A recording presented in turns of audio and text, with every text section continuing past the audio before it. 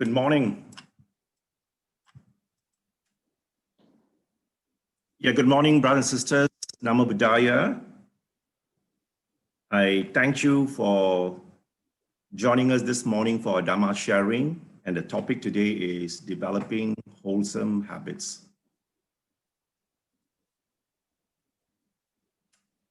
Okay, before I begin, let me pay homage to our great teacher, the Blessed One and the fully enlightened one, the Buddha. Namo tassa bhagavato arahato samma sambuddhassa. Namo tassa bhagavato arahato samma sambuddhassa. Namo tassa bhagavato arahato samma sambuddhassa.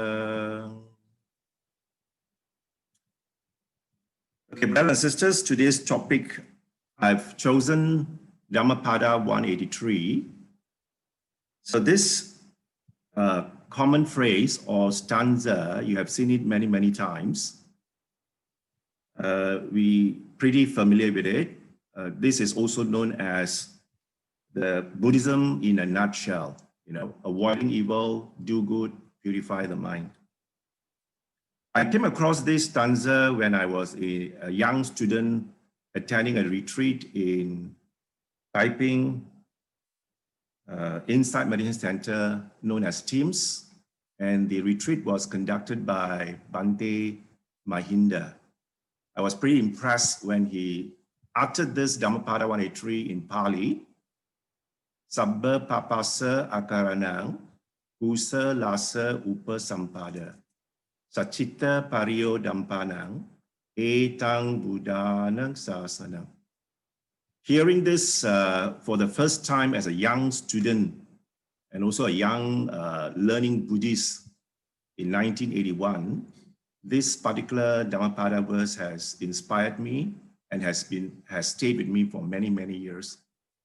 In fact, as I was growing up, this Dhammapada verse I have sang it like a gatha for my children bedtime sleeping. Now, if you take a look at this word, it may look pretty straightforward and simple, but to practice this Dhammapada 183, we really need to develop new habits, good habits or wholesome habits, and replacing this wholesome habit with unwholesome habits.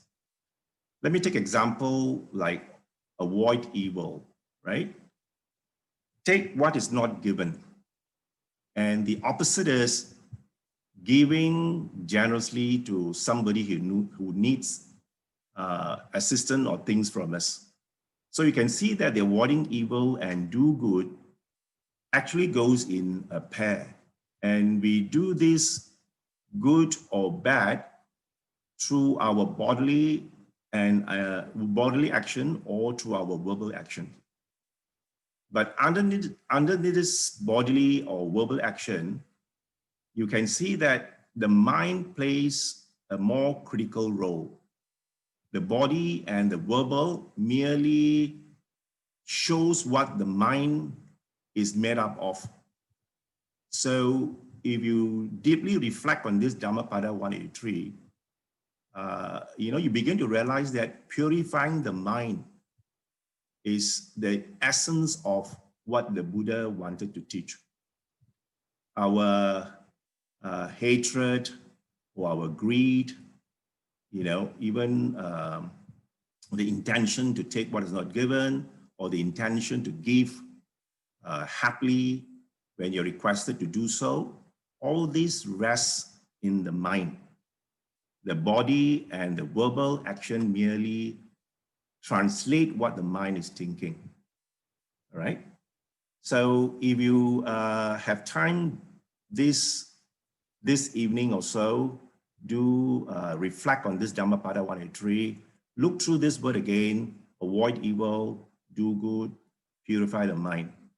To what extent, as a practitioner or as a Buddhist lay follower, these three lines has been thoroughly understood by us. Now, as I said, this teaching looks simple, but it's hard to put into practice.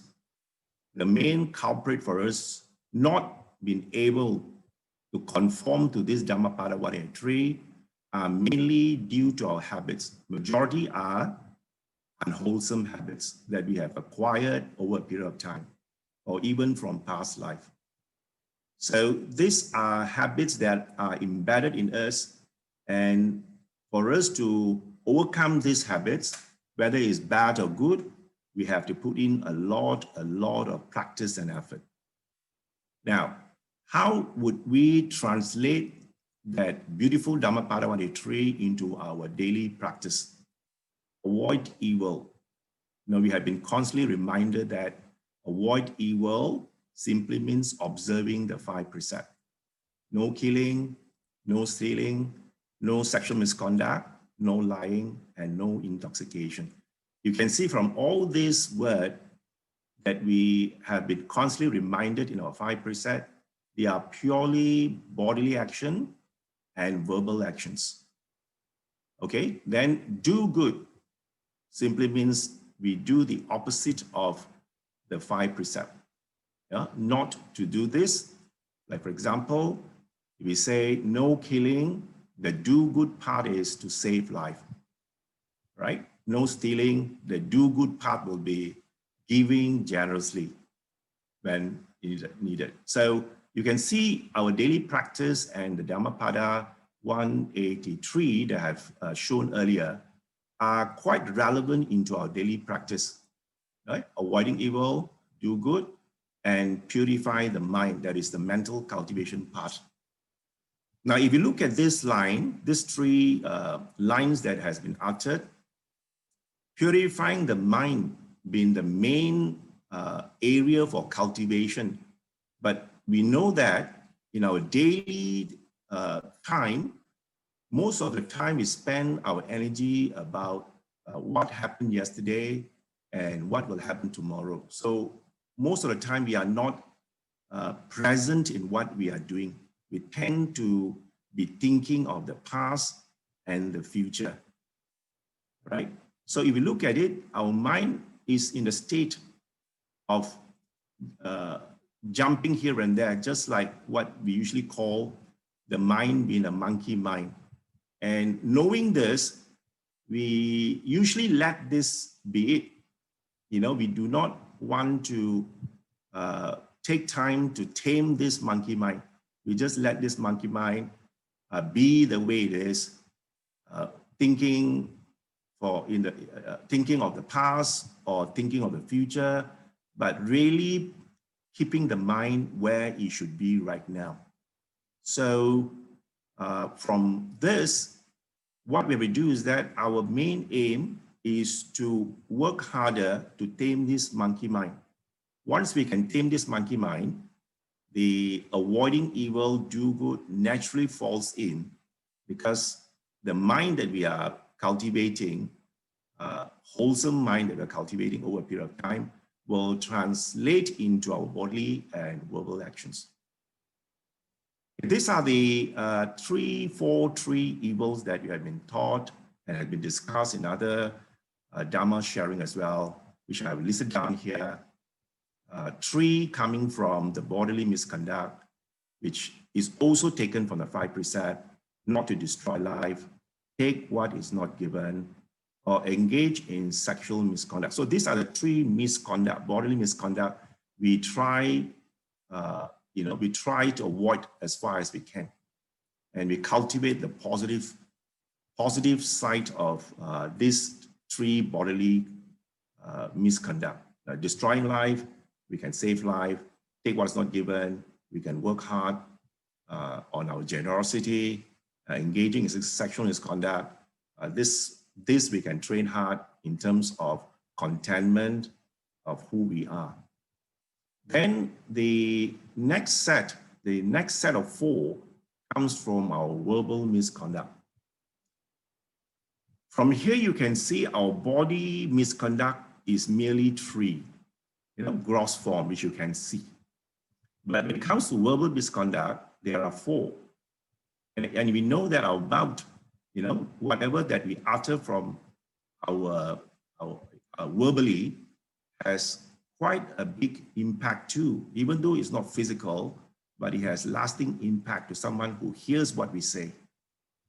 So if you look at the 4 verbal misconduct, you know, which is listed in the sutta, is false speech, telling lies, okay, divisive speech, harsh speech, and idle chatter. So these 4 types of verbal misconduct is constantly there if we are not mindful of what we are saying.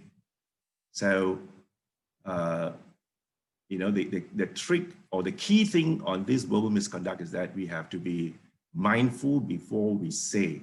Sometimes in our act of anger, we utter words, you know, faster than we can hold. You know, we tend to speak without holding on, contemplating whether this word that I'm saying will hurt someone else or not.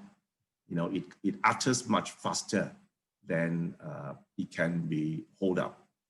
Then finally, we have this mental misconduct.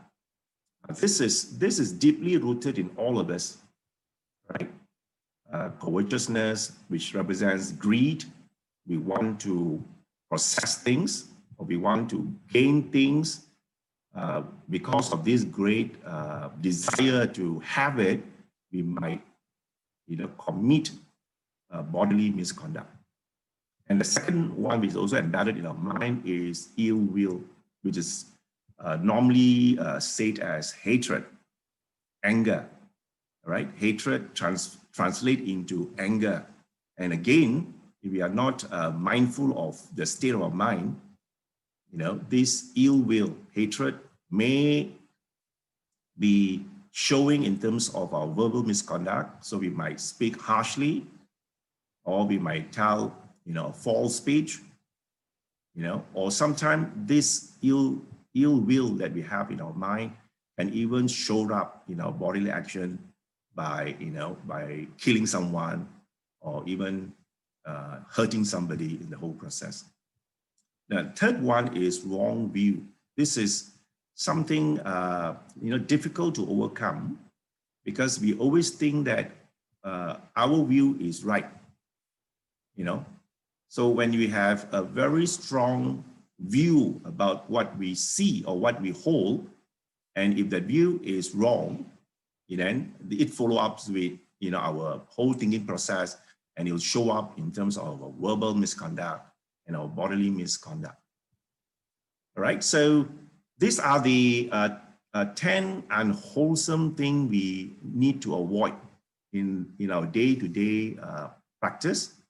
So let me repeat again, there are 3 in bodily misconduct, and there are 4 in verbal misconduct, and there are 3 in mental misconduct. As I've emphasized again and again, the mental misconduct is where we have to spend time working on and practicing, you know, how to reduce our greed, how to reduce our hatred, and how to reduce our delusion. When we can reduce our greed, our hatred, and delusion, you know, indirectly, it will reflect in our body misconduct and also in our verbal misconduct. So these 3 are interlinked, right? Try to spend more time on mental cultivation because that is where the real problem lies.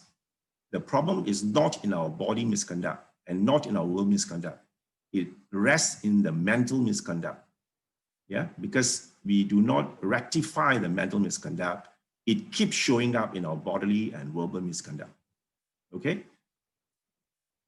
So if you look at habits, how do we you know, build our habits over a period of time? You can see from the definition itself, it's something that we perform repeatedly, right? We do it again and again, and it becomes so inbuilt to you that you are acting on it without clear awareness.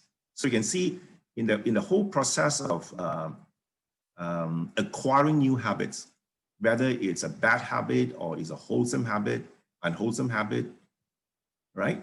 It's a repetitive things that we carry out over a period of time. Like for example, if you are, like for example, we have built up a daily habit of brushing our teeth when we woke up from our sleep. So this is something that we have been doing over and over again. So without anyone telling you to do so, you automatically wake up and brush your teeth, right? So this is an example of a habit that we have picked up. We have been reminded by our parents when we are young, and all the way to adulthood, we continue to carry this habit. And if you do not do this for a day, you find that you just don't feel comfortable, okay? The other kind of habits that we pick up is like, at certain time you have to watch TV, all right? So when the time comes, automatically your body moves there and you switch on the TV and you sit down and you just watch TV. If you don't do that for the day, you find that again, you don't feel comfortable, right? So habits are like that. So once we have trained our body or ourself or mental self to do something over and over again, it slowly creeps in to be a habit. So the longer we do it, the habit becomes stronger. So since habits are acquired over a period of time, that also tells us that we can acquire new habits to replace those habits that we don't intend to keep anymore. So from a study, it has been shown that, habits are difficult to change, right? We all know that habits, once it has been with us for a long, long time, it's quite difficult to change because this is our preferred preference. Even for example, when you see something, immediately your mind takes on a habit that was already created. We call this your inbuilt perception of something, or you hear something, even though you don't see it, immediately your minds take it as you have seen it before. So these are all the preferred preferences that is already built in our mind. And this keeps showing up whenever we are in contact, with people, or you see, or you hear, or you taste, or you touch. Immediately the mind's picked up a preferred preference that was already stored, that we have habitually built over time. We are constantly, like for example, we are constantly driven by sensual desires, the greed, hatred, and delusion. These are very common things that we always picked up. Our mind constantly tells us that, if you buy this, you are going to feel great, and that acts us forward to buy something. Or, you see a car and you like the car, and now we have this Proton X50, you look at it, oh, yeah, I like this car. Even if you don't need it, you are driven to say, let's get this car, you're going to make you happy. Or wear this watch, you see a watch, and then you've got a whole set of watch in front of you. You say that, let's pick this watch, if I wear this watch, I'll look, I'll be more presentable, for example.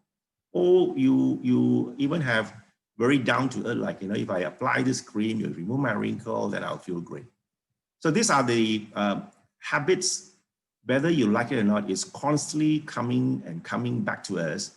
And we have to, if we do not notice them, because most of the time when this thing comes to us, we are driven by it without being aware, and then we act it out using our bodily or our verbal actions. So that's how habits creep into us, in this life, and also many, many more habits that we have built up from previous life as well. All this shows up in our day-to-day engagement in our work. Okay, so to sum it up, we have two types. So one is building good habits, which are wholesome, skillful, meritorious, and they always give us good, pleasant feeling. And people praise, the wise praise us, and it's beneficial to ourselves and also to the community. So we are encouraged to acquire more of these good habits, right? The wholesome ones. And then we try to reduce and eradicate unwholesome habit over a period of time. So which are very unskillful or demeritorious. And they always give us very unpleasant feeling. For example, when you're angry, I'm not sure how many people love anger. You know that when you're angry, it gives you, your body reacts to the anger and you feel, heated up. your whole body chemistry changes when you are angry. So it gives you a very unpleasant feeling. When you're happy, when you have done something wholesome, when your mind is happy, it gives you a very pleasant, calm feeling. So we can recognize this every time when we act on something, whether it's bodily action or whether it's verbal action, we can immediately pick it up. What is this thing that I'm doing? Does it give me a pleasant feeling or does it make you an unpleasant feeling? So usually those which are unpleasant is blamable and is always harmful to ourselves and to others. Yeah. So wholesome habits are habits that we picked up, and when we carry it out using our body action or our verbal action, it's always very pleasant.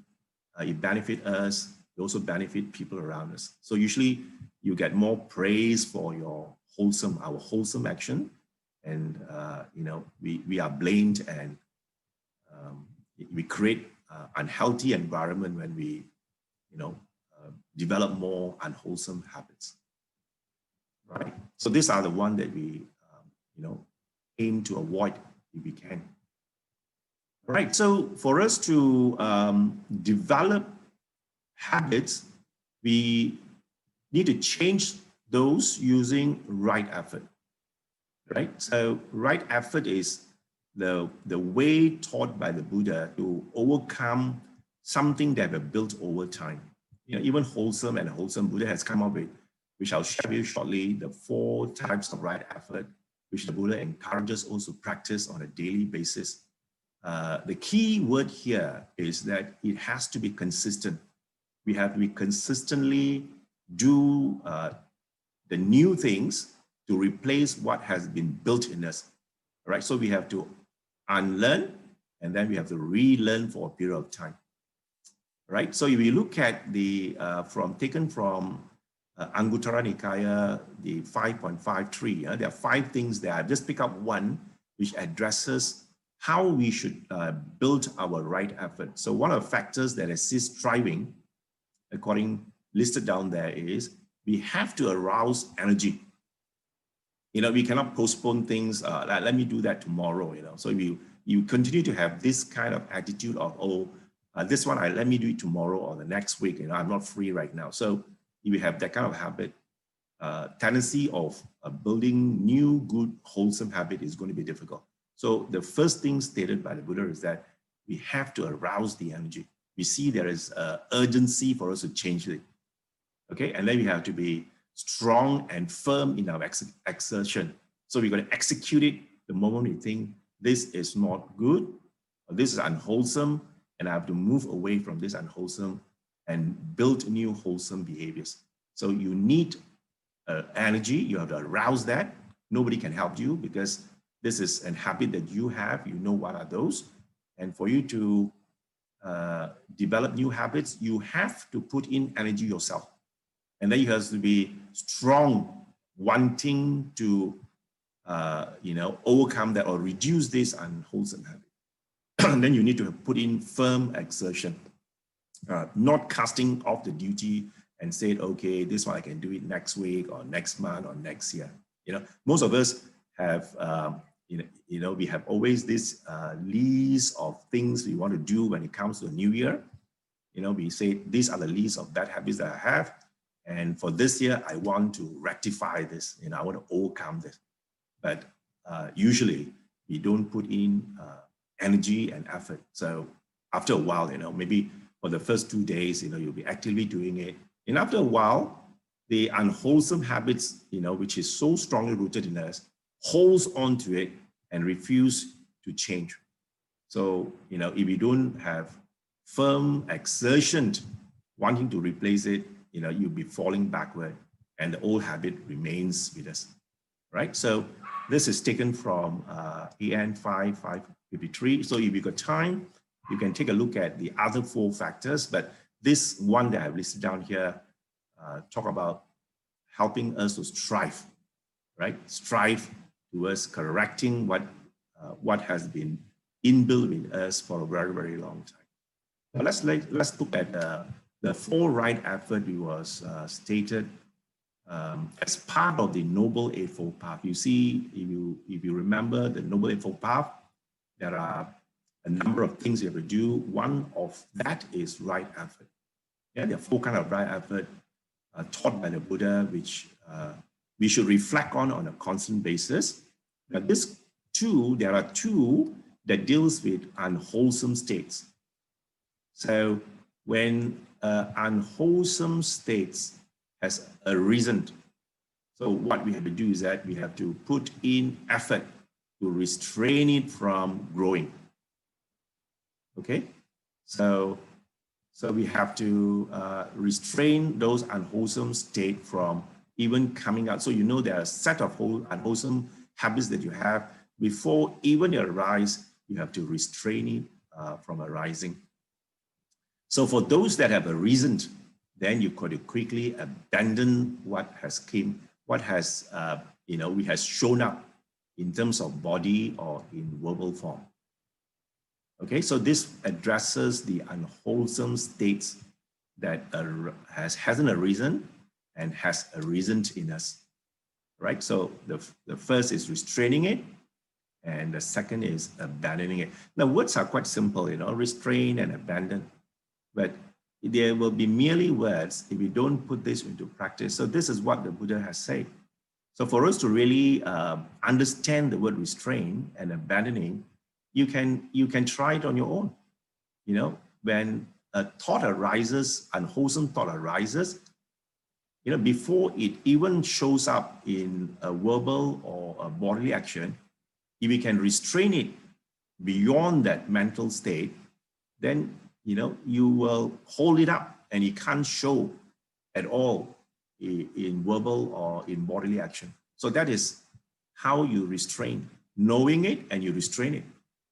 Abandoning is that is a reason already. So you are not mindful, it has a reason. Let's say anger has a reason. So what you have to do is that you are encouraged to abandon the anger, not to put more fuel to it. So it flares up even much bigger. So the moment anger rises, you know it has a reason. You in your word or in your bodily action, you got to abandon it immediately through restraining, abandoning and then restraining it from growing it any further. Back again to what I've said in earlier in the Anguttara Nikaya. We have to we have to arouse energy. We have to put in energy to ensure that the unwholesome state which has yet to arisen or has risen, it's hold up. Then the other 2, deals with wholesome state. So if you have a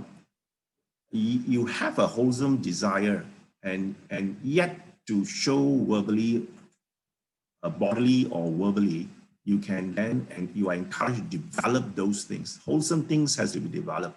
So you can develop those wholesome states. And then at the same time, if you already have some wholesome habits, you got to keep that going, protecting it so that it goes bigger and bigger and bigger. So it becomes more and more in you or in us. All right. So this is taken from the right effort. And you can see from this slide, I wanted to spend a bit of time on awareness because, most of the time, as I say, habits arises because we are unaware. It flats up because we are unaware. So what we have to do, which is advised by our great teacher, is that we have to be aware. So this is where the sati, the word Pali word sati comes in the state of being conscious of something. So we are always conscious of something that we are doing. So we are in the present. Whatever we do, we know that this is what we are doing, right? So we have to remember what we are doing. So Pali word sometimes referred to is also means to remember, to recall and to remember that I'm doing this.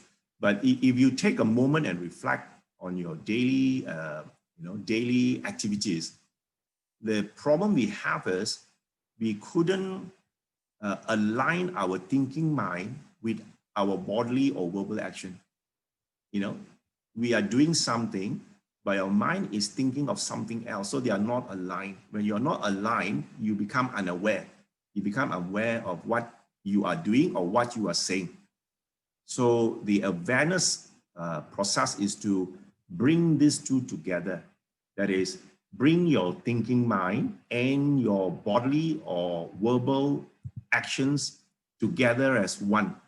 So when your thinking mind and your body and your actions are put as one, simply means to say, you are already at the present moment. You are aware of what you are doing, bodily or verbally, right? So the whole exercise in right mindfulness, which we call samasati, in the Noble Eightfold Path, is to develop this active, watchful mind. The mind watches the mind. So you need to have an active mind that watches a thinking mind, putting them together as one. So when you can put this together as one, then your awareness will arise. Okay? So, it's an exercise that we have to do continuously to align this whole process. The thinking mind by nature is thinking. You know, as I said from my first slide, is a mind that runs about like a monkey. You know, it's a monkey mind. So that's the nature of the mind.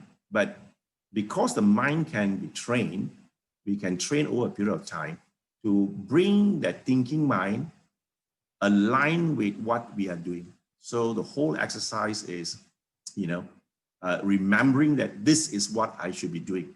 I should be doing this and nothing else. So a thinking mind and the body, verbal actions are now unified as one, right?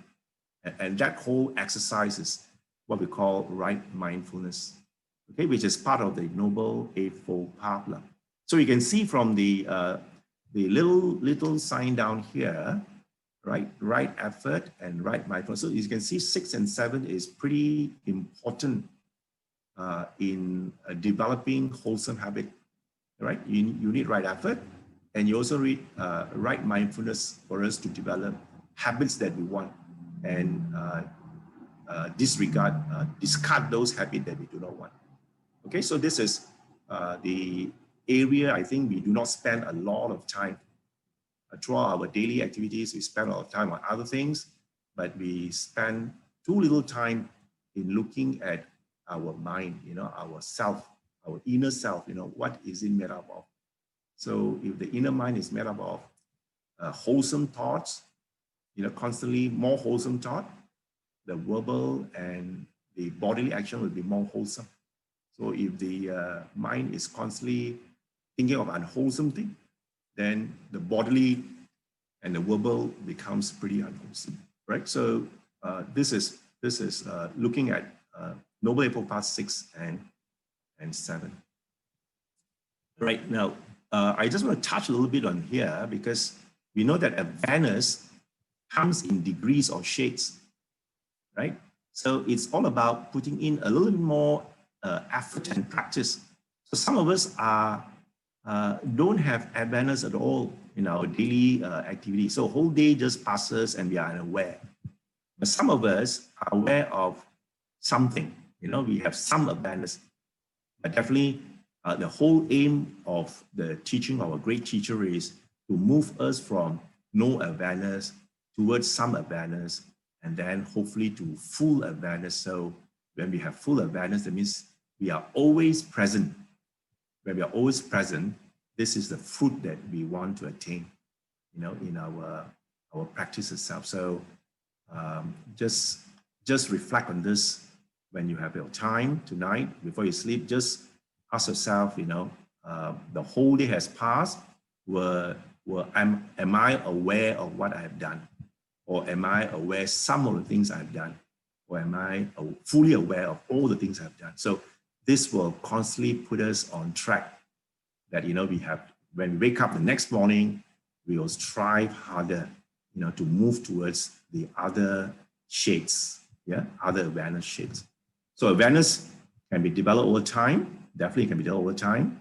And the only prerequisite for this is that we got to practice diligently, you know.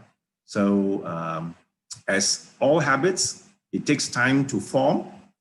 So same thing with good habits, it also takes time to solidify. So it's practice diligently over a period of time. So for example, if you have not started having the habit of 5 minutes or 10 minutes quiet time to yourself, so it's time to do that. So when you do that, and you do that every day, let's say 5-10 minutes in the morning, 5-10 minutes before you sleep, and you do this over a period of time, you know, you start to have, you have developed a new habit, and when you don't do it, you don't feel nice, right? So this is how we gradually move from no awareness to some awareness to full awareness. Okay, so this is the area that I will talk next week, a little bit on training the mind, right? So today we are just looking at developing wholesome habits. So let me move on. So awareness exercise, yeah. So even today, when you got a bit of time, or you are having nothing to do, or sitting in the garden, or watching a TV and all that, you know, take a moment to be aware of your breath. So when you are aware, then you know that you are breathing in and breathing out. But most of the time, our habit says we are not aware. So we are watching, even not knowing the most fundamental thing, you know, called the breath, which is so important for our survival. So if we stop breathing, you know, that's it. We will be gone. But even such a basic thing that we have with us, called breathe in and breathe out, most of us go through our day even not knowing that we have a breath. So a good, simple awareness exercise you can start off as is take a moment and just be aware that I have an in breath and I have an out breath, right? If we can do that, in breath and out breath, knowing that you are breathing in and knowing that you're breathing out, that is pretty good, because the moment you know you're breathing, you have brought your mind to the present, which is the breathing itself, right? So the exercise is in and out, and be aware of the in breath and the out breath. So the challenge for us is that, you know, how long can we keep remembering that we have a breath? You know, if we can remember this for a longer period of time, as you can recall that I'm breathing in, breathing out, breathing in, breathing out for 20 minutes, then to 30 minutes, to an hour. If you can extend this practice, definitely the mind will settle down. When the mind settles down and calm, you know, you have a chance to move on to the 8th stage, which I've shown earlier on the Noble Eightfold Path, where you have the right concentration, right? The mind settles and the mind becomes focused, and you become concentrated. That means you become one-pointed, knowing that this is the one thing that I'm doing. And when you are focused on only one thing, the thing that you are looking at becomes clear. It's not crowded with a lot of other information. So you are just watching in and out, okay? So do this. If you have time, try to do a simple awareness practice of in, out throughout the day. And if you can, keep it as long as you can. When you remember, just remember in, out. The more you remember, you are already at the present moment. All right, so I'm going to end my Dhamma sharing with this Anguttara Nikaya 4.136, right? So the Buddha says there are 4 kinds of person found existing in the world, and see where you want to be, right? The Buddha has given us 4 kinds of person. So some people don't fulfill virtuous behavior, concentration. So this, if you look at this 3 words, this is you know, taken also constantly said as sila, samadhi, and panya, right? Sila is our morality, the practice of morality, and then samadhi is concentration, and panya is the wisdom. So you can see the Buddha emphasized a lot on this area, okay? Our sila, our samadhi, and our panya. So there are people who just don't do this at all. So we are just going our day, our daily life without even fulfilling the sila, samadhi, and panya. But some people will fulfill the sila part, but not the samadhi and panya part, right? The concentrated wisdom part. And some will fulfill, the sila and the samadhi, but they don't fulfill the wisdom part.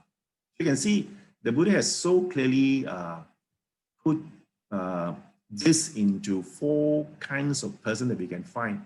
And ultimately, if we are at the last type, which is, which is preferred by the wise people, so they fulfill the sila, samadhi, and panya. So take this as a reflective exercise for today. Look at your breath as an awareness exercise, and also ask yourself this fundamental question: the 4 kind of person found existing in the world. Who am I? Which category do you fall in? So if you're right up here, not too good, because this one is completely not doing anything. You're down here, you're slightly better because you are keeping your sila already. And if you're moving down here, you have developed, beginning to do mindfulness training and all that. So, third is definitely better than the second. And ultimately, we want all the Buddhist friends, to gradually move towards the 4th type of person, which we have developed sila. We also spend time on developing concentration. And because we have the right concentration and we see things the way it should be, so this will be the wisdom that arises if we practice this as stated by our great teacher. Okay, so thank you very much, brothers and sisters, for this morning Dhamma sharing. I hope it has been useful to you, and there are some take-home points that you can have. I'll meet you again next Sunday to talk a little bit about how we go about training the mind. Okay, with that, I pass the session back to D.D. Terrence to do the closing. Sadhu, sadhu, sadhu.